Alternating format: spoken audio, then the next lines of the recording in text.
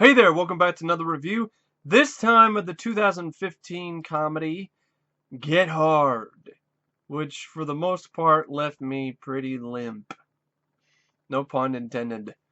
Actually, pun was intended, by the way.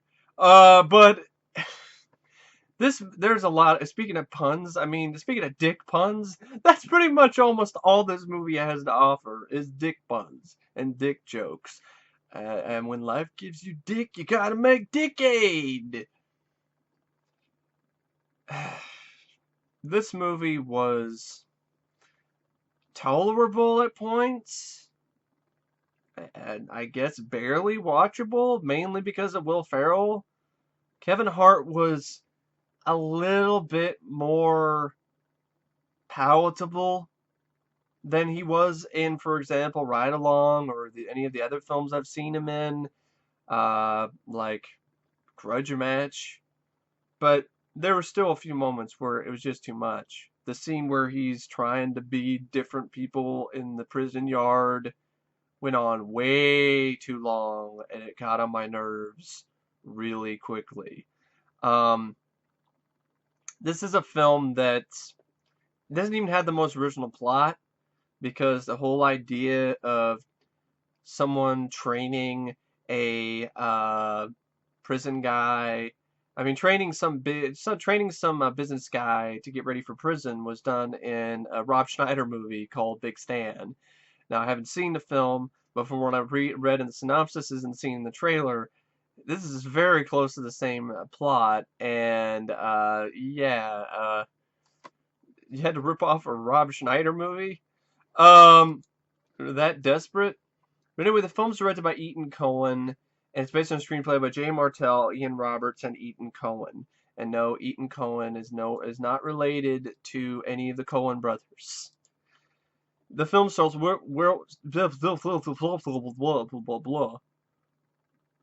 The film stars ah! The film stars Will Ferrell and Kevin Hart. And Alison Brie, T.I. Harris, Edwina Findley, Christoph Beck did the score, and he also stars Craig T. Nelson. Who do you think he plays? Spoiler: he plays the bad guy. Of course, it's pretty much what he always played. The only role he plays nowadays is the bad guy.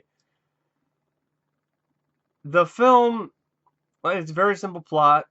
Will Ferrell plays this asshole businessman who ends up getting convicted of fraud, and he's sentenced to jail. And he meets up with Kevin Hart, who plays his character named Darnell. Will Ferrell plays his character named James King. And since Darnell was a guy who washed his car, he decides, and because Darnell was black, Will Ferrell decides that he must have been in prison, so he must know how to teach him how to survive being in jail. And so he hires him to train him and to teach him how to survive jail. And so pretty much Kevin Hart and a few of his accomplices, they end up turning his mansion into a fake jail, so to speak, to teach him how to survive in the yard. And they basically try to make him get hard. That's where the title of the movie comes from. And of course, Darnell's never actually been in jail. His brother, played by T.I., actually has been, but Darnell he basically takes the job because he needs the money. So he lies, and of course you have that typical crap where, oh, eventually it'll come out that he lied, and blah, blah, blah, blah, who cares? And so there are some fun moments, but pretty much all of them belong to Will Ferrell. In particular, this moment where he's practicing trash talk, I thought was pretty funny. So this is where it starts out. Hey, pal, I'm about to tear you a new ass. And Kevin Hart, you're gonna have to do a little better than that, James. Hey, I'm about to tear you a new ass and sew up your old ass. James is like, like, okay, all right, James, I'm gonna punch you in the fuck. I'm gonna make you my bitch's bitch. You're gonna be my grand bitch. Yeah, you're like about to get 20 likes on Insta fuck.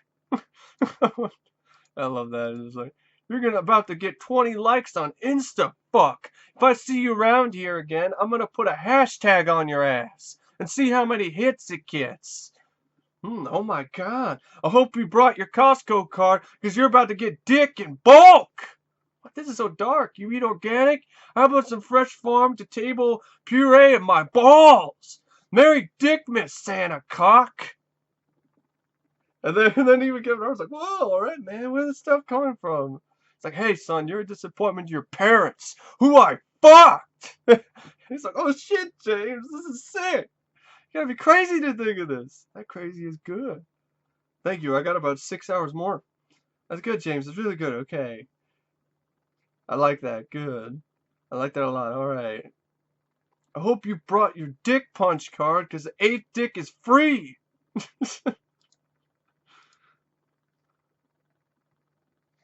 So, yeah. Peter Piper picked a peck of pickled cocks.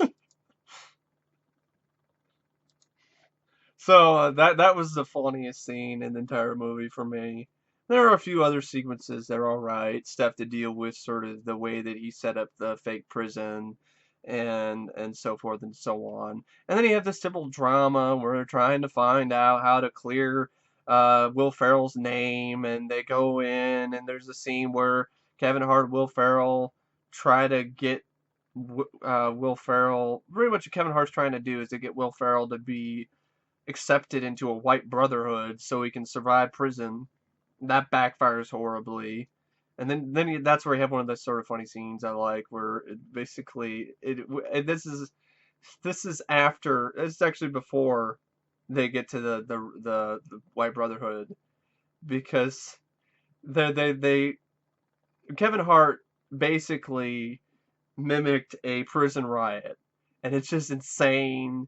And Will Ferrell ends up getting a shanks in his head, and so he's driving. Kevin Hart is driving, Will Ferrell. I think it's Kevin Hart's driving Will Ferrell to the hospital or something, and he's like, "Ah," I think it's actually Will Ferrell is driving, which isn't really the right thing to do for a guy in his position, if I remember correctly. Whoever's driving, either way, it doesn't matter, because Will Ferrell's the one with the shank in his head, and there's a good bit of humor there to deal with that, because Will Ferrell, because it's in a certain part of his brain, so he can't function properly. He can't think straight. And the whole prison riot scene was pretty fun as well. It's pretty insane. And then the other stuff too, where Will Ferrell's making all these different shanks. So there's a few moments where there's some pretty good prison humor, and but there's some other stuff that's just too much. I didn't need to see a slow-mo attempted dick suck by Will Ferrell. Nobody wanted to see that. It's not funny. That's just gross.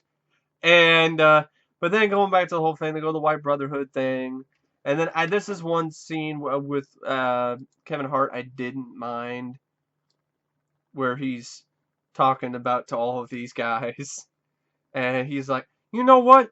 I got something to say to y'all, since I guess this is gonna be the first time you've been forced to listen to a black man. Maybe you guys should just calm the fuck down. Black people ain't trying to hurt you. I mean, technically, I am right now, but that's only because of what you were trying to do to the white guy. Think about that. Google, I have a dream, assholes.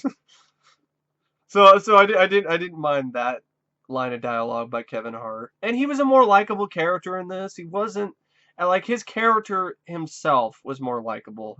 Than he was in Ride Along. He wasn't as obnoxious, and I will give him that.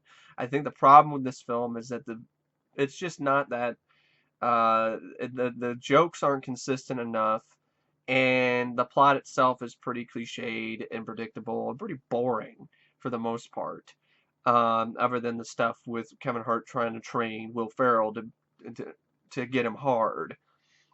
And of course, you have, after the White Brotherhood fails, then he joins up and tries to join in with Kevin Hart's brother's gang, and that's where he gets the name White Mayo. And he was thinking about popping a cap in somebody's ass, and so it's definitely this type of stereotypical humor that I don't. I found it funny in the Ever Guys, but because it was so over the top. Here it's somewhat over the top, but not nearly as over the top as it was in the Ever Guys with Gator. Um, but in Gator he was playing a pimp. This is playing, trying the stereotypical gangster, the stereotypical Wiggers type stuff where he's playing a white gangsta. And I've seen that done better and funnier actually in Malibu's Most Wanted with Jamie Kennedy. But so that doesn't work out because before he's about to pop a cap in somebody's ass and become a part of the gang, Kevin Kevin Hart comes in and saves the day, and then they get into team up to try to find evidence that Will Ferrell's innocent. And for some fucking reason, because the screenwriters have decided, well, I guess this just makes sense. Um, the information that's going to clear his name is on Craig T. Nelson's old ass fucking computer because he's, for some stupid reason, just because it's the first computer he ever bought or something, first computer he ever had for his business, he's putting all this information on it. I'm like, how the fuck does all this information even, how can it even be stored on a computer this old? Like, you have 70 fucking floppy disks? No, I mean, it can't be. 70 is not even enough. If the computer as old as the one that they're showing in this, you gotta have 500, maybe even 1,000 to hold all the information that he's accrued from all these different business deals. It makes no sense. It's just there to be a MacGuffin. And, of course, and you have this really lame scene on a boat, which there's a decent little bits of where moments where Will Ferrell just all of a sudden goes kung fu on everybody's ass, which I get a chuckle out of, but for the most part, really much of anything. And of course, the film ends the way Will Ferrell spends his time, and Craig T. Nelson gets arrested. He gets charged for his crimes. And the movie ends with Will Ferrell getting out of jail and meeting up with Kevin Hart, and they think they start a business together. And I think it was like a car rental place or something, like Get Hard, a car rental or something Get Hard. And I like the choice of music at the end. They used a Tupac song that I do like. So that's Get Hard. I really don't know what else to say about this movie. It's exactly what you think it is. You saw the trailer, that's the plot. That's what the movie is.